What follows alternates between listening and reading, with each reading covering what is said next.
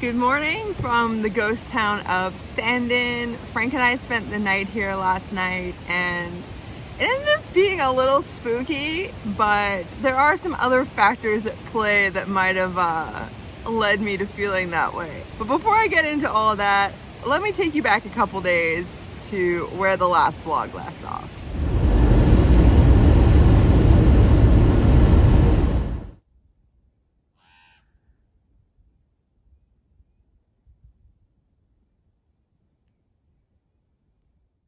So I'm currently in a little town called Silverton right now. There's a pretty decent phone signal here, and I'm about to leave phone signal for many days to go explore some ghost towns and have some more time hanging out at the lakes.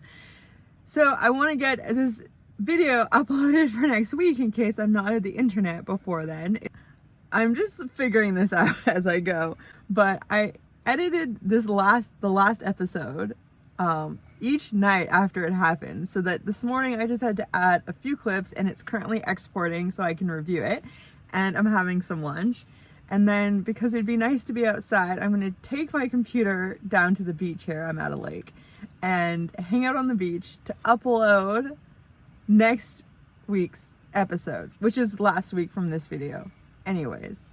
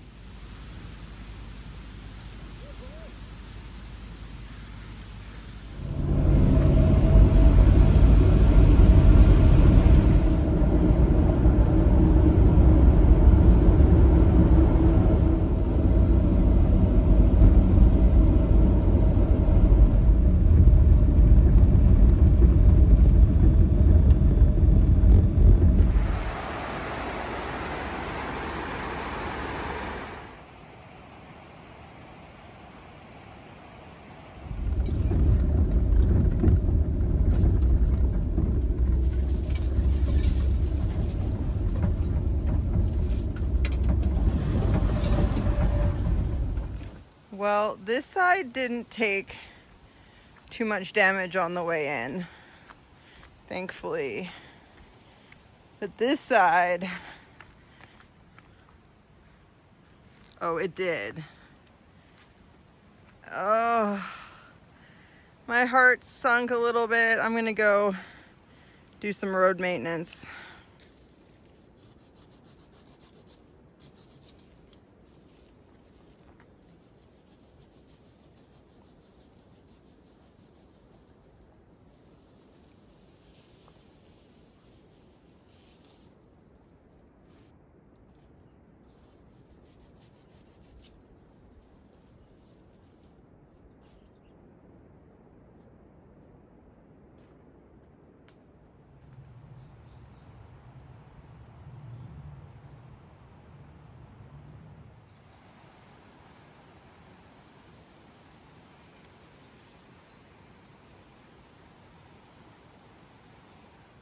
I'm having major pangs of regret about coming up here and getting so many scrapes down the side of my van. So I set up my hammock so I can see the mountain. I'm gonna enjoy some crisp mountain water, and I'm gonna try to make the best of it and hopefully work through these difficult feelings before tomorrow so I can start a new day feeling great. But yeah, I feel like a bit of a bozo, and I put like 6 weeks of really hard work into making my van really nice last year. But I knew I would do this type of stuff all along. I knew I would do this type of thing. So yeah, it's just now that it's the time that it's happening, I'm feeling it. It's a little challenging, but I'll get through it, and I can always paint it again, right?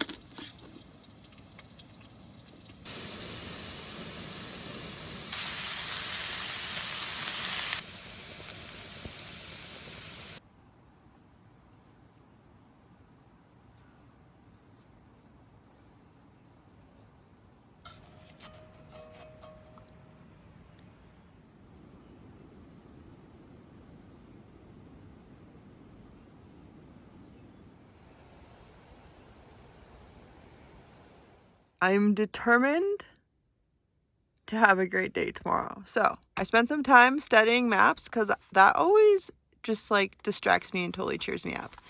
I'm gonna watch some Lord of the Rings. I burned some sage that I picked in the desert, so it smells great in here. I've been saving these since I was in the US more than a year ago. Look at that. Trader Joe's. We don't have that in Canada, so that'll be nice.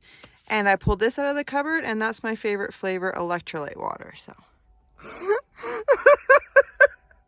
can anybody wear these and not just laugh at themselves? Oh my. Anyways, it's gonna be a good day tomorrow.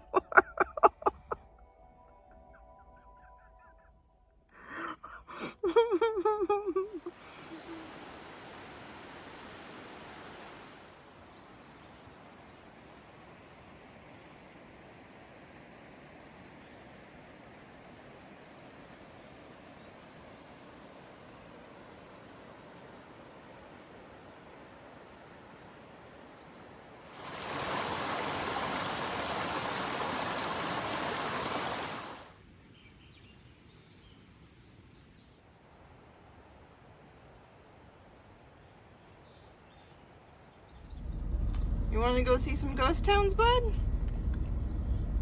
Let's go.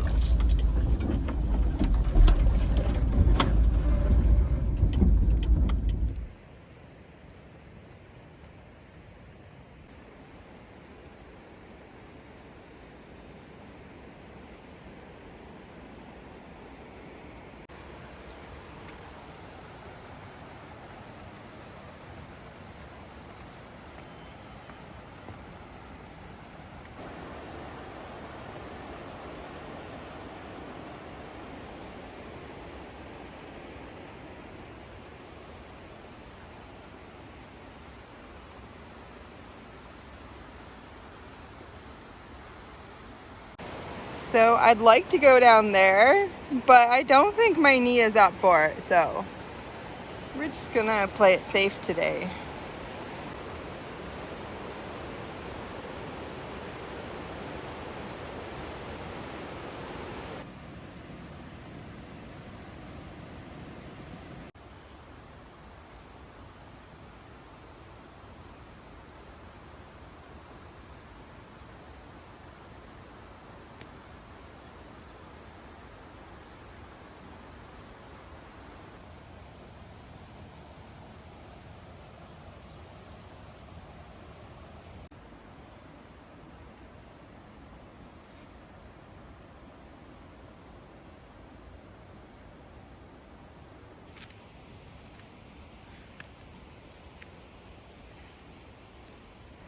So I'm not feeling quite as bad about the scratches as last night, but I still got like a heaviness in my chest about it. But yeah, this is pretty cool, and I do wish I had just stayed here last night. I almost did, and I thought, oh, there might be like tons of people come by on quads and just like noisy and stressful. So anyways, I didn't, but if I had to do it all again, I would just stay here and not scratch up my van.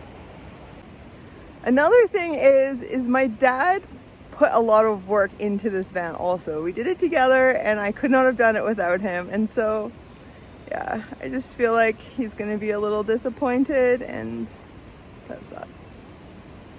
Yeah, it's not great.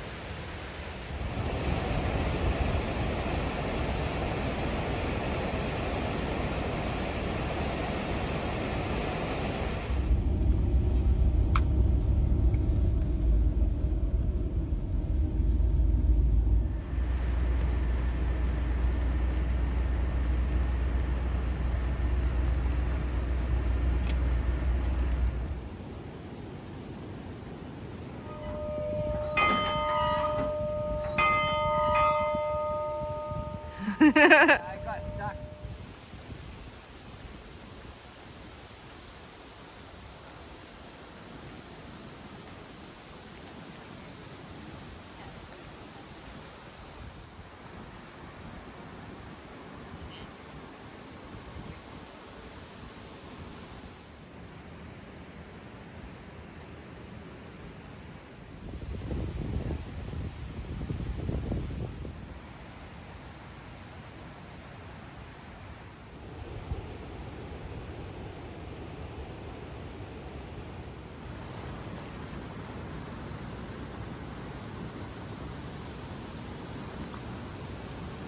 So I just met the host of True North Paranormal, and they're gonna do a shoot up there. And so I got to hear some stories. And my wife goes, he's pissed, he's coming. So sure enough, as soon as she said that, my gear went crazy. I had levels I've never seen before pop up. And then they vanished just like that. And then same thing with the investigator downstairs. He goes, I've never seen this. And then stopped again. And then goes into the room, and Dean's daughter was using our thermal imager, and she goes, there's something black in here. It just came in, and it was this big black mass. And yeah, then we heard this big loud sonic boom. Nobody else outside of the house heard it, but we got it all on camera. It had no epicenter. And yeah, it was just the most intense thing I've ever been a part of. And he let me just like go in the house, and ooh, it's heavy feeling. If you peek that way, so that room at the very front where the curtains are, that's where the old lady was trapped and reliving her death. Producer Dean and his daughter were literally right in here when she saw the big black mass. I would not want to be in there at night. No, not at all. I have lived in a haunted house, and that is next level. Oh, but I do look forward to seeing the episode when it comes out in like a year or so. Wow, it's not what I was expecting today, so yikes.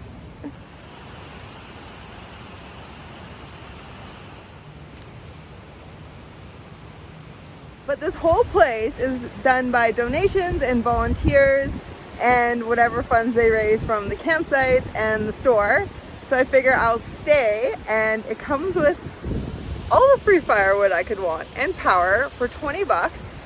And I get to be right by the river in the middle of this historic ghost town. So yeah, we're just gonna relax the rest of the day and just kind of like unwind from my driving adventures over the last 24 hours. That was a lot.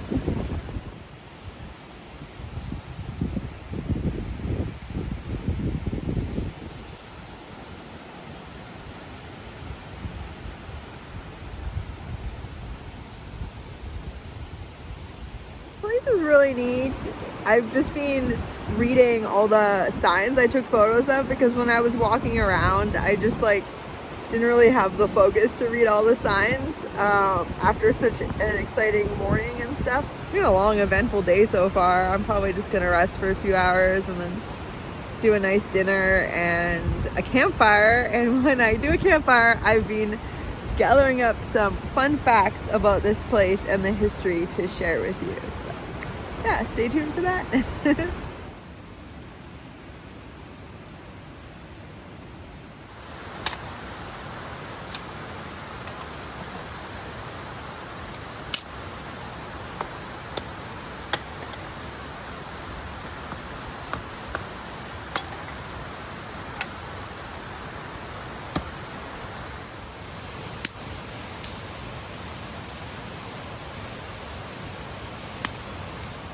So there's a food truck here, and they made me a sorbet with fresh fruit. It was so good, very tasty, but it chilled me down a bit. So I started a fire, and it's toasty already. It's so nice, and there's as much wood as I could feel like burning tonight. So pretty sure I'll just cook my dinner on the fire since it's already going, and I'm sitting here and there's like, I don't know, 3-4 more hours of daylight left.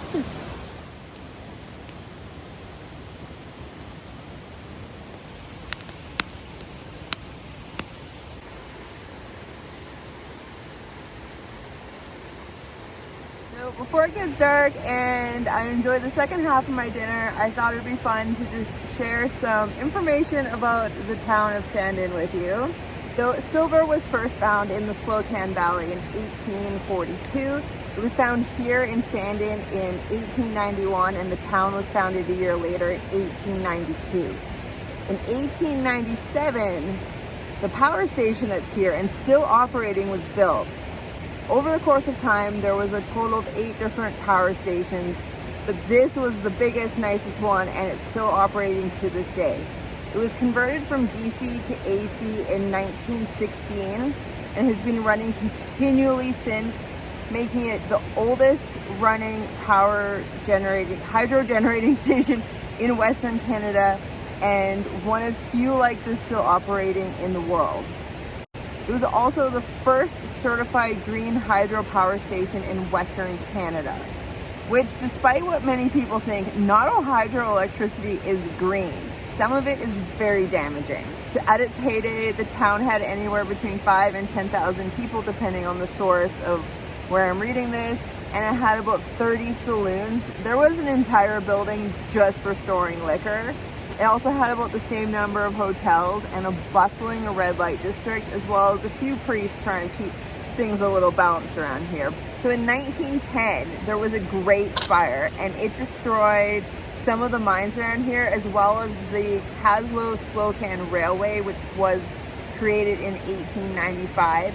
Now that great fire of 1910, I was in Wallace, Idaho last year and hiked the Pulaski Trail and learned about the famous forester Pulaski, who invented the tool by the same name, learned about his heroic efforts during that fire to save about 40 men by rushing them all and hiding them in an old mine shaft and allowing them to live. So it was a big fire that year. So in 1955, the town was also subject to a huge flood that did wipe out a lot of the buildings that were once here.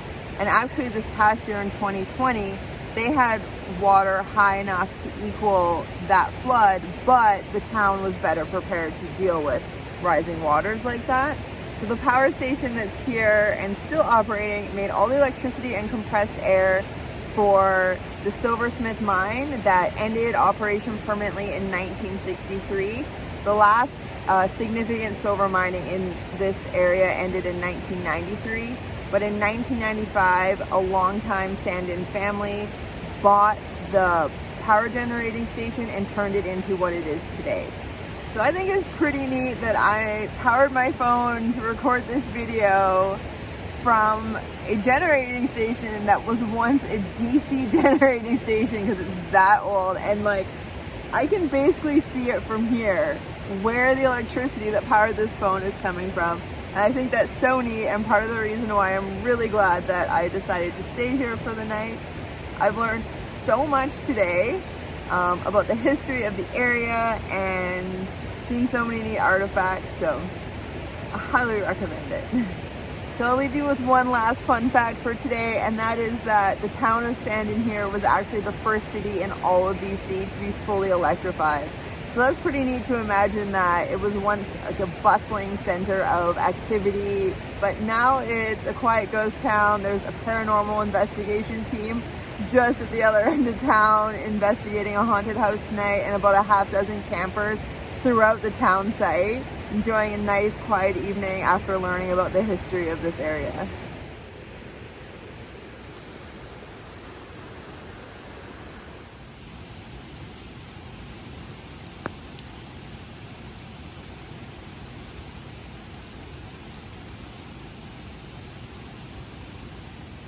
Well, good morning from the ghost town of Sandon. I thought I would stay up a little later than I did by the fire, but I just started to get like really creeped out. I kept feeling like someone was watching me, and then I kept out of the corner of my eye seeing like dark figures walking by, especially on the street. Like I just kept seeing people out of the corner of my eye walking down the street, and every time I looked, there'd be no one there. So maybe it was just like being here all alone, or because I'd met the paranormal investigators and knowing they were filming a spooky episode just up the street.